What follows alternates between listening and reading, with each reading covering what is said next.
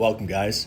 Today I'll be talking about Gonna Make It, which is our liquidity platform. I'll be giving you guys a high-level overview and answering some common questions. So the first thing to understand here is we created this in pursuit of top-tier tokenomics. We created this as a solution for ourselves first, and then realized not only can we help ourselves, we can help hundreds or thousands of other projects facing the same problems. So if you want to have top-tier tokenomics, you need several ingredients to that. The first one is high yields, right? We've seen high yields in the crypto space. Everybody loves high yields. The problem is when people earn high yields and they get those tokens in their hand, what do? Right? As you've probably seen, human nature is to take some or all of those yields and to sell them.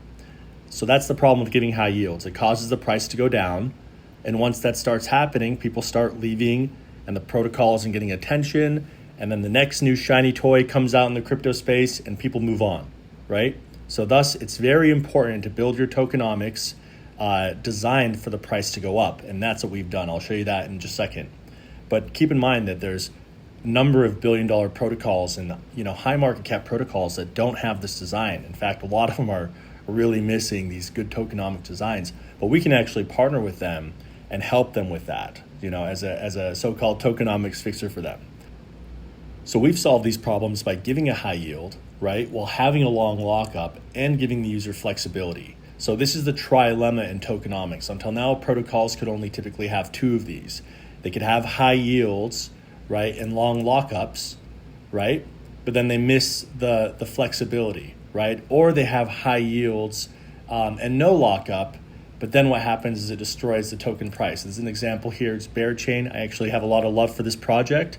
They basically give a yield for providing liquidity on their platform instead of just staking the coins. But so they're giving a high yield, right? But they don't have a lockup and they give the flexibility. So this is what happens when you don't have a lockup. The price can get crushed. So the trilemma we've solved again is high yields, lockup, and flexibility, which preserves the token price and gives a good incentive for the user. All right, let's move on to the tokenomics page. So the 420 trillion supply, this is a number made popular in the meme coin space. This is the number used by Pepe. Shiba Inu had a similar number. And when I first saw these numbers, I wondered, do people really care about having, cheap coins and a high number of tokens? And the answer is they do. We would hope people just pay attention to market cap, but I think the point is clear now. Human psychology is just that people like cheaper coins. They like having more coins. So some of the best performing coins out there have proven this trend. So it's not difficult to understand. It's just human nature, again, human psychology. So we don't need this much supply per se, but there's a very good use for the supply, which is a marketing activity, which would normally cost a lot of money to achieve. So if you guys were around in 2021, you saw the pancake swap burns. These were massive viral marketing campaigns. They got my attention and I thought they were awesome. And you can see how much engagement they're getting on these tweets. So we've set aside 99% of the supply for mega burn events, which is going to come in handy when the market gets hot. So, again, these are viral marketing events, and it's good to have that ammo per se. So, and from my perspective, it would be silly not to take advantage of it. Just imagine big headlines like 10 billion tokens burned or millions of dollars worth of tokens burned. So it's not an inflation risk. It's just a marketing engine built into the tokenomics, and we take every advantage we can get. So again, the vast majority of the supply is set aside for mega burn events. And next up, we've set aside about 1% of the supply for farming rewards and 20% yearly dilution.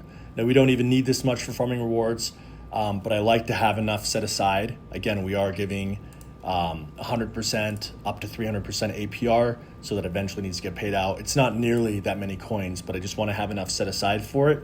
And beyond that, we have 20% yearly dilution. So the point here is the actual amount of coins that are going to be circulating is these 4 billion coins, the airdrop, some for liquidity and market making, investors, team, and treasury. So this is 4 billion. And with the 20% yearly dilution, it means there will be 1 year after 800 million more coins, and it will just be capped at 20% per year. Okay, so this allows us to bootstrap liquidity for new partners and whatnot. So I really want to emphasize, these 4 billion coins are the only coins that will be circulating in the market for the first 19 months. And at month 19, we will pay out that 20% dilution, and that will continue month by month after that. So, but the real float here is 4 billion coins. All right, so let's talk about the 20-year lockup. So this is one of the biggest misconceptions that we need to emphasize and really educate people on. So the point here is, again, our users have maximum flexibility. They can exit their position at any time, right? Again, you have Magic Eden here where they're doing the lockup and the users don't have that flexibility. So our users are not locked up for a day, a month, a year, nothing. They can sell immediately, so they have maximum flexibility. Again, other projects, you have lockups, but you don't have access to your coins. And it's not always 4 years. It could be 28 days to unstake. It could be various things. We have maximum flexibility. You're not tied in to anything for a minute. Eventually, we're actually looking at doing perpetual bonds too. But for now, 20 years is fine. But the point here, and this is critical, that this is necessary for tokenomics. We don't want a sell event in 1 year, 2 year, 3 year, 4 years. A 20-year runway gives a protocol enough time to grow and to mature. And when we're giving even 300% APR on our level 4s, this is APR. So this is simple interest. It's not compounding. We cannot do this compounding. 300% APR given out every year is the same thing as 23% APY over 20 years. So it's actually quite manageable. All right, so now let's talk about the 100% to 300% APR sustainability. So as we've explored working with DEXs, we've seen that competitive yields for attracting liquidity are 60 to 90% per year. And mind you, these are liquid rewards. Thus, the 100% APR we're giving is pretty much the baseline that we need to give to be competitive. And consider that our yields are not liquid like theirs. They can take those rewards and dump them right away. With us, the rewards are accruing inside the bond. It's like a zero coupon bond. So again, theirs is mercenary capital.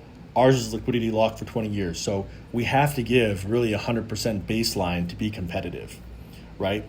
And one thing to note there again is when you go to 300% APR, it's actually the same thing again as 23% APY compounded. So again, when that day comes, it's actually manageable.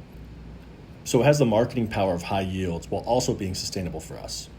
So let me hammer this in why this is so important. Again, you have to come from the frame of mind of the best tokenomics.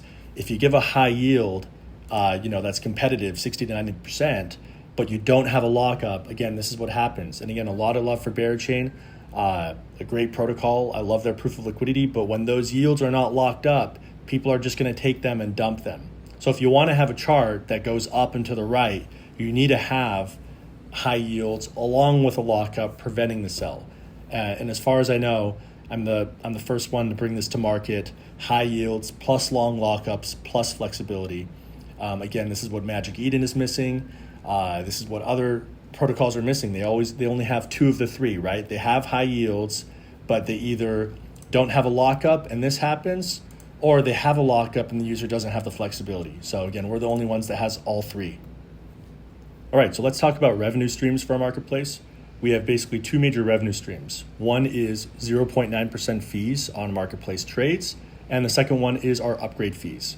So we have our upgrade fees here. As you can see, it's marked down from 20% down to 10%, but this is a revenue stream. Users that want to upgrade through these levels and get the higher yields, they pay an upgrade fee. So that's a revenue stream for us. And finally, we may also look at implementing a management fee of 1 to 2% on total liquidity per year. It's not urgent to implement this, but the point is there's plenty of meat on the bone for revenue. All right, so let's talk about impermanent loss real quick. So impermanent loss does exist. It's the same as any other 50-50 LP, but the difference here, users are earning a high yield with their bond NFTs, and again, they can sell those positions at any time. So it's just part of the game, but impermanent loss matters a lot less when your position is liquid and your yield is high. So in regard to bond NFT liquidity, consider that this is our strength. We're a liquidity platform, so that's literally the product that we're providing. So first of all, anytime someone mints a bond, they're adding liquidity. Anytime someone upgrades a bond, the bond of the previous level is burned and it's replaced by an ERC20 token in that liquidity pool, which adds liquidity.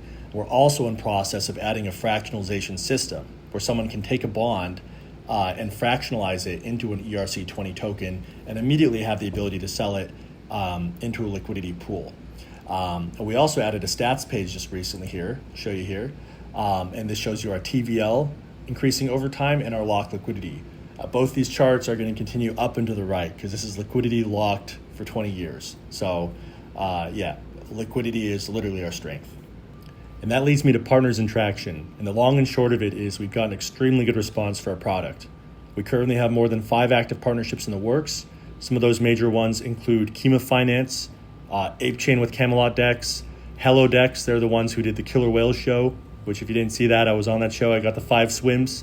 Alephium, they're launching their own flagship DEX for their blockchain, will be their main liquidity partner. Buladex on Barachain, Stonfi on Ton, and more in the works. So all in all, I'll just say going around to some of the major conferences the past few months, like Token 2049, Thailand Blockchain Week, the reception's been very good.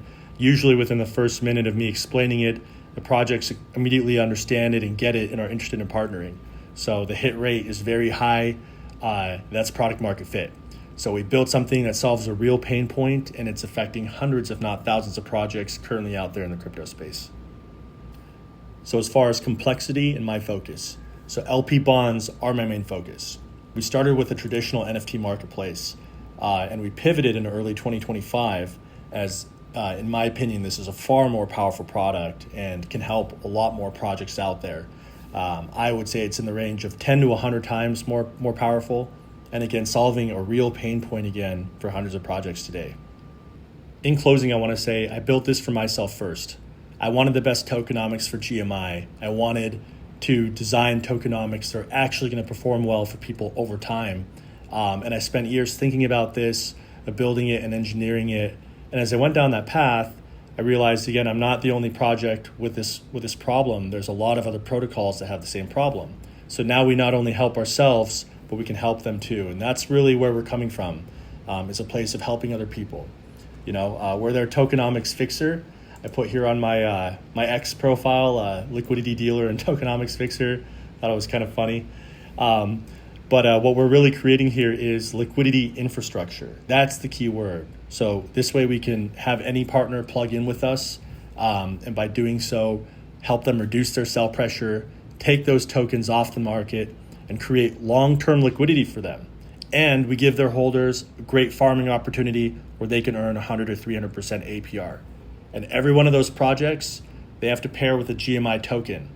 And the GMI becomes, again, the liquidity hub for all those tokens, right? And alongside that, we have those demand mechanisms built in, as we were talking about earlier, requiring GMI to upgrade the tokens, and of course, again, having to be paired with GMI to participate. So there's some good demand engines built into there for the GMI token itself, of course. So if you're early to this, if you're hearing this early, congratulations. You can get some GMI at our Get GMI link here. Of course, not financial advice. But all in all, I'm extremely proud of what we've created here, what we've innovated, years of hard work that's come to fruition. So thanks for tuning in, guys, and take care.